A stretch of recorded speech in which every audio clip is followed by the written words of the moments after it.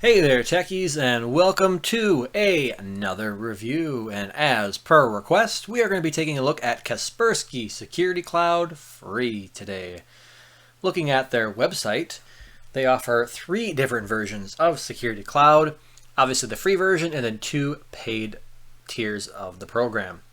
The personal will cost you about $54 and allow you to have 1 user account, and the family is going to run you about $90, allowing you to have up to 10 user accounts.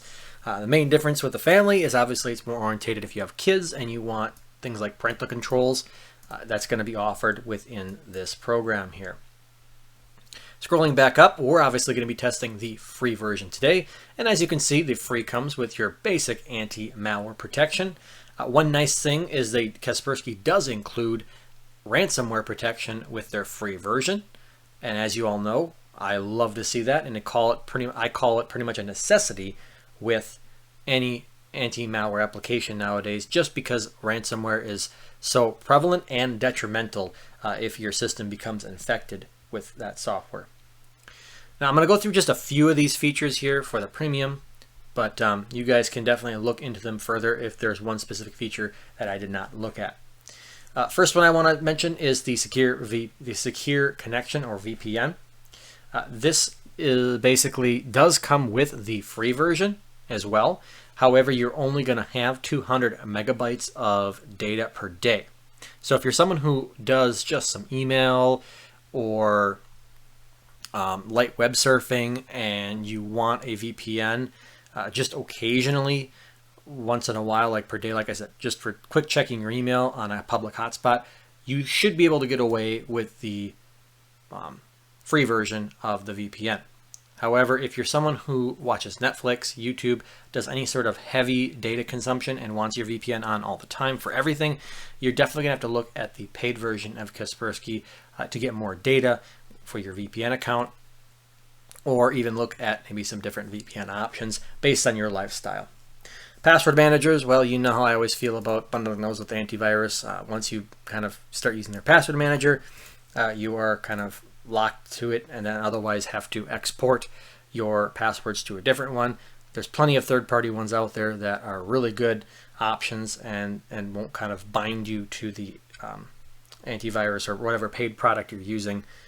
But if you're someone who likes a all-in-one program and wants a one-stop shop, then maybe considering the paid versions of Kaspersky Security Cloud would be an option for you, or something to look into.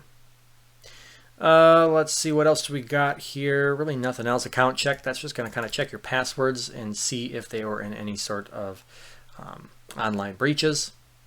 Clean and optimize, yeah, we got tons of those programs out there, so don't really need to go too much into that. All right, let's go ahead and run the installation here. We've got the file on the desktop. We're going to run it. Okay, so it says welcome here. We're going to click on continue. It's now connecting to the Kaspersky server. All right, so we're going to click continue again.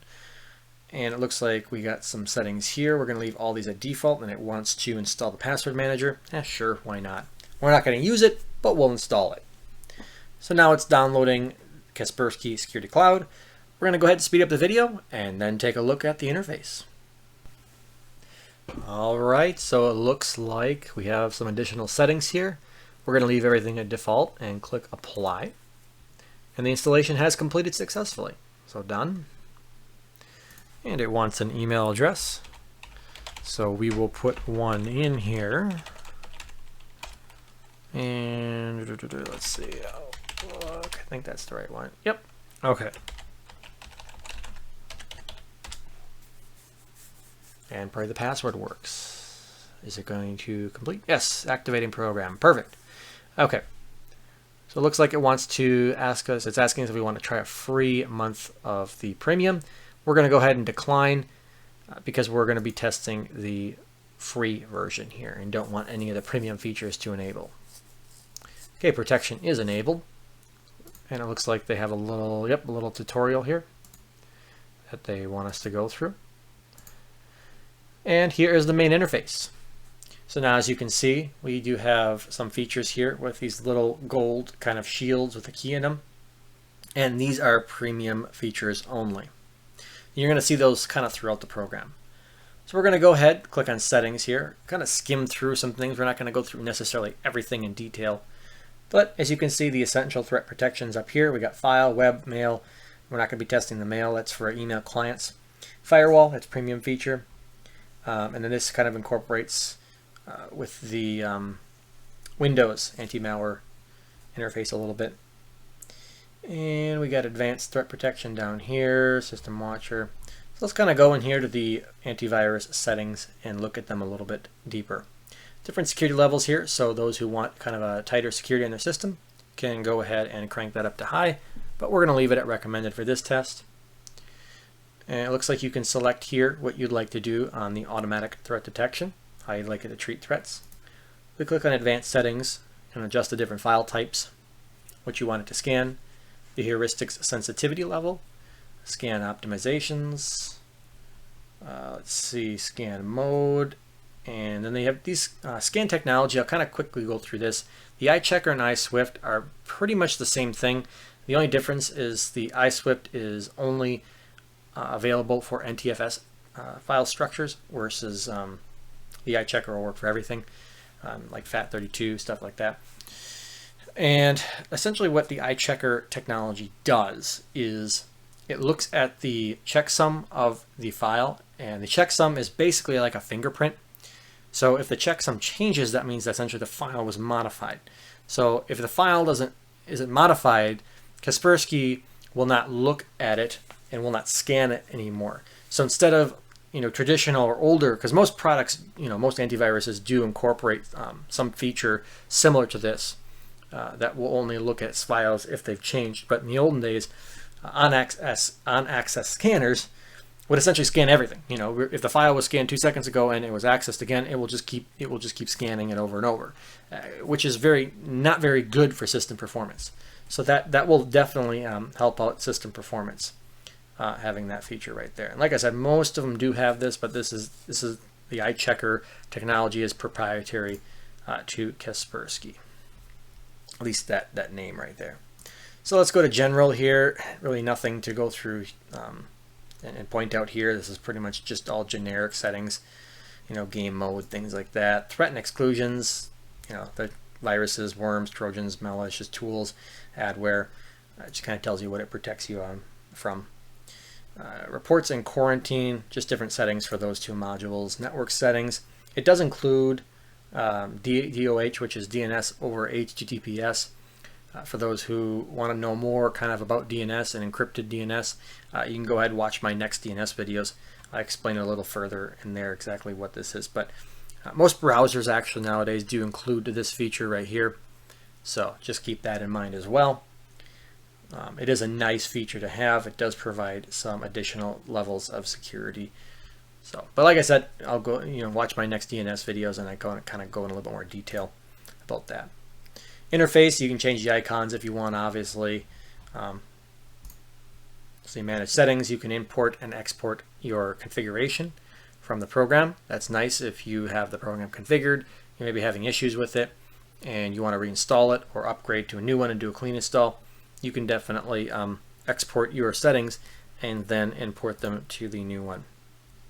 Okay, they use hardware virtualization. That's nice to see. That's definitely going to improve performance when it is kind of scanning or monitoring files behaviorally to see if they're exhibiting any sort of malicious behavior before it actually executes and can cause permanent damage to your system. Password strength checker, that's a nice little tool to have. Most people have weak passwords anyways, so having something kind of alert you to a weak password would definitely be good. Let's just see what more tools is. Okay, weak settings, that's kind of nice. The fact that it'll check to see if you have any weak security settings. Quarantine, cloud protection, networks, this is all premium. That's all premium. Mostly premium. File shredders, tons of free of those. On-screen keyboard, help prevent keyloggers. Most people don't really, aren't going to go and actually go through the steps to get an on-screen keyboard. So it's there if you want it, for those who know what it is, but most people aren't going to really care about that. So, all right, let's go ahead. I'm going to reboot the system to ensure that Kaspersky is fully integrated with Windows. And once the system is rebooted, we're going to go ahead then and run the script of malware and see how well Kaspersky can perform on malware that comes through the browser. Alright, so the computer has rebooted. Now, before we get into the browser security test here, I do want to point out one additional feature, and that there is a database update button here. And you're probably thinking, well, wait a second, I thought this was a cloud product. Yes, it is, but they do include their database with this security suite here.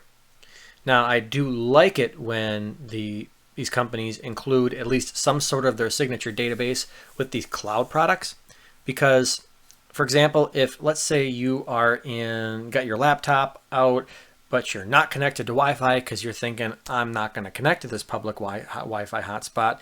I'm just going to stay offline, even though my friend just gave me this flash drive with all these cool things on it, and I want to plug it into my computer and transfer the data to mine. Well, let's say that his flash drive is infected. Well, you don't have any signatures on your computer, and you're not connected to the internet. So you're effectively, if you're running a cloud antivirus only, you're effectively plugging that flash drive in and having no antivirus running whatsoever. There's no way for that to actually scan the flash drive to see if there's any malicious software on it. So that's why I'm not a huge fan of the basically 100% cloud-based only scanners. So, but the fact that they kind of have the signatures married with the cloud scanner, that is something really good to see there. So that's what I wanted to say that I forgot to say before we rebooted the computer. All right, so looking at what we have for our malware scripts here, we do have 50 malicious and phishing URLs that we're going to run today. So we are going to run that. And I also did launch Edge because Kaspersky does include a plugin with they automatically install it. Not that it's going to do much. Most of them are premium only features. So, but I installed it either way. All right, so it looks like we're ever so slowly getting done with the test here. I see a lot of blocks, so that's good.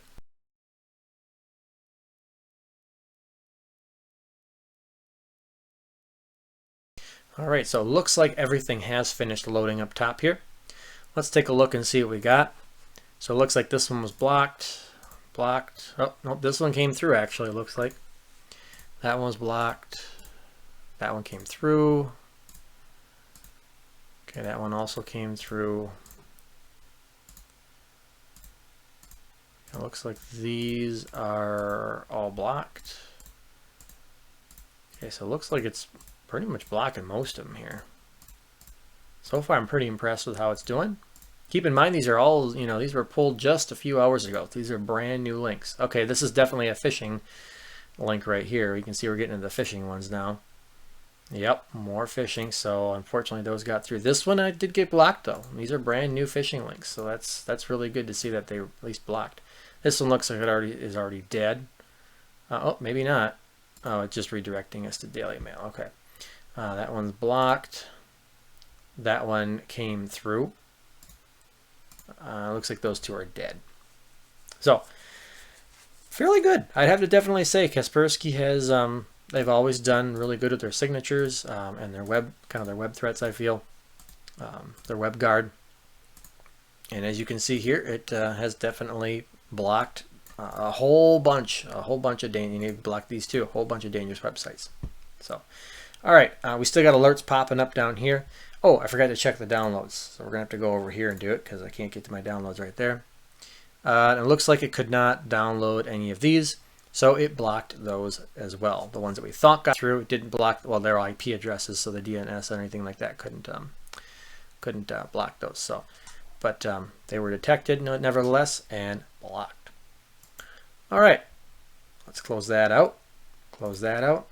I am going to go ahead, pause the video quick, and just click through all these alerts, and then we'll move on. All right, so here we are. We're going to get a look at what the detection rate of Kaspersky is. So we have a fresh pack of malware here, and as you can see, we have 3,035 samples today. And just to show you guys, Kaspersky has been updated 7 minutes ago. I have disabled the protection so that it obviously does not detect the files in the folder, so I can get an accurate baseline. Now we're going to go ahead, right click, do a context scan, and I'm going to continue continue the context scans until there's just nothing else being detected. Then we'll come back, I'll remove everything out of the folders, and we'll go ahead and get the detection rate of Kaspersky. So we'll see you in a bit. All right, so the scan has finished, and there are no remaining threats detected within our folder of malware. So if we open that up, you'll see that we have a total of 385 items remaining. However, if we scroll down here, you'll notice that Kaspersky did disinfect some of the files. So we are not going to count these as within the result of undetected vital files because they were in fact disinfected. So the only thing we're going to basically count is the files right here that were not touched at all by Kaspersky. And that's going to be how we kind of figure out here our detection rate. So it looks like we have 325 undetected items by Kaspersky. So let's grab our calculator here, and we started off with 3,035, and we'll do the 325 divided by our starting amount, and that gives us a detection rate of 89%. Pretty good. Not the best we've seen so far within our new round of tests here, but nevertheless, it's a good result. So we'll continue on from there. And now what we're going to do is we're going to go ahead and run this malware on the system and see how well Kaspersky can block malicious programs that it doesn't know about. So let's open up Kaspersky here and make sure that everything is up to date. It looks like it was updated an hour ago, but we'll ensure that it is as up to date as possible. We will also get the Process Explorer open here so we can see what is going on in the background. And then once it is also done updated here, which it looks like it is, we'll close this out. Everything is protected. For those of you who are interested in the system usage of Kaspersky, we can take a look at that here. So looking through here, I'm just trying to see what we got for processes. That looks like that is part, yep, that's part of Kaspersky. That's the password manager though, so we're not going to worry too much about that. We're going to be looking more for the actual AV, which, there it is right there. Okay, so there's the AV, and then that's also part of it as well. So 62 megabytes working set. Looks like it's jumped up to 86, so 100. Okay, so it's still not horrible at all for today's standards. Anything realistically below 200 is a really good result in my mind, just because systems do have so much more RAM nowadays. CPU usage is also not too terrible. It does not feel like the system is really sluggish in any way whatsoever. Things seem to be, at least for a virtual machine, seem to be loading pretty snappy, pretty quick. So I'll give it the pass on the system resources. So, all right, let's go ahead and start running some malware here. So let's snap this over here, snap that over there. And it looks like, yep, we got our security measures in place here. So let's go ahead and start running.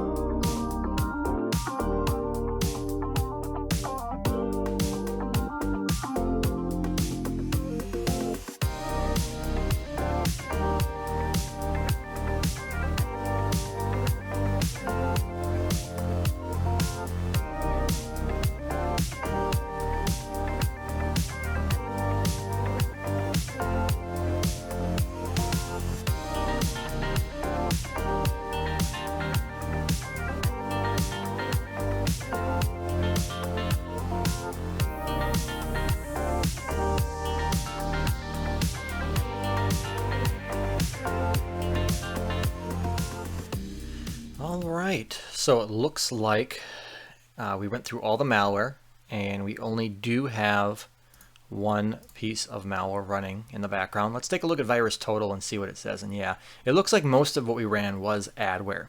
Malware nevertheless, but adware, not as virulent as, other forms that are out there. It's just kind of more of a nuisance.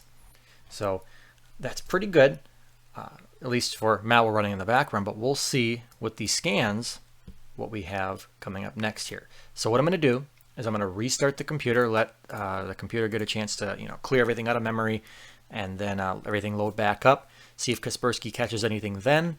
After that, we're going to go ahead and perform a full system scan with Kaspersky along with Hitman Pro and see essentially how infected this system really is, if it is at all. So we'll find out in a little bit.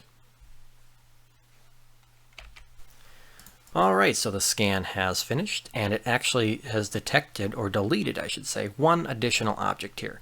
We take a look.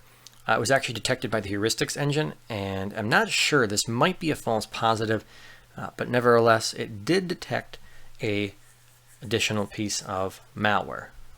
So, however, if we do go to the Hitman Pro results, it sings a little bit different song here. So you can see right up here, we do have a Trojan that was detected. And if we go over to virus total, it's actually detected by quite a few vendors here. Even some more well-known vendors like AVG and Avast, which do use the same signatures, as well as adware. They even detected it too, McAfee, Panda, Sophos as well, along with Symantec. But Komodo did miss it as well. So Kaspersky's not alone in missing this piece of malware. So this is definitely a very, very new piece of malware out there. However, it is a miss by Kaspersky. If we go over here to the folder it's located in, you can see it's actually right here. And I figured, just for the heck of it, let's try and run it. So let's get rid of that. We'll open up Process Explorer here. So, and you can also, that's right, we do have that piece of malware that is at gplayer.exe that is running in the background as well. So, however, let's go ahead and run this and just see what happens here. See if it does anything. It's probably already executed its payload. You can see it did execute there. It is now closed itself out, and we have not seen anything from Kaspersky. Got a couple of things open up right there. So, yeah, the malware definitely was able to launch its payload without any sort of obstructions whatsoever from Kaspersky. So that's not exactly the best result you'd want to see from your security product. All right, kind of a final verdict here on Kaspersky. What are my thoughts on it? I think it did perform very well, despite the fact that it did miss that Trojan right there. That is pretty disconcerting to me, but no antivirus solution is perfect, and that is where the behavioral modules are supposed to come in. Now you can turn up the heuristics, so that may have changed the results if we were to turn up the heuristics a little higher. However, that most likely will increase the false positive rate of Kaspersky as well. So keep that in mind if you are one to think that you're going to go ahead and increase those. Overall, I do think that Kaspersky, like I said, did very well. I would definitely recommend it to someone who doesn't necessarily visit a lot of shady websites, kind of goes to more well-known sites and just wants a well-known security provider on their system to kind of monitor their security. But if you're someone who is going to a lot of different websites, downloading a lot of new programs constantly and trying things out like that, you might want to pair this with a little bit more of the maybe a way to have a sandbox, something like that. I just don't feel that Kaspersky has enough in the way of abilities to detect unknown malware. It's definitely got decent signatures. I mean, we saw the 89 percentile, which granted is not the best, but it's also far from the worst. So that is something that I would probably keep in mind, is if you're going to use this on a computer that you're going to be trying tons of new software, you might want to consider either augmenting with something or maybe selecting a different product. As for the web threat analysis we did earlier, I think it did very well on that. However, it did miss quite a few phishing URLs. We did remember we saw a couple different of those, quite a few of those that did come through. So I feel like they could use a little help on that. So overall, I can't say that I would put Kaspersky at the top of my recommendations here. I think that we've so far tested other products that have performed better than Kaspersky.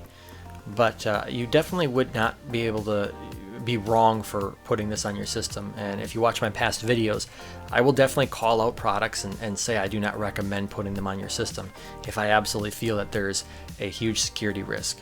That would be you'd be putting yourself into by running that specific product. So that's going to do it for this review, guys. Hope you enjoyed it. I know this was a request by a lot of people, so hopefully this kind of answered a lot of the questions on how Kaspersky is doing these days. So we'll see you in the next video.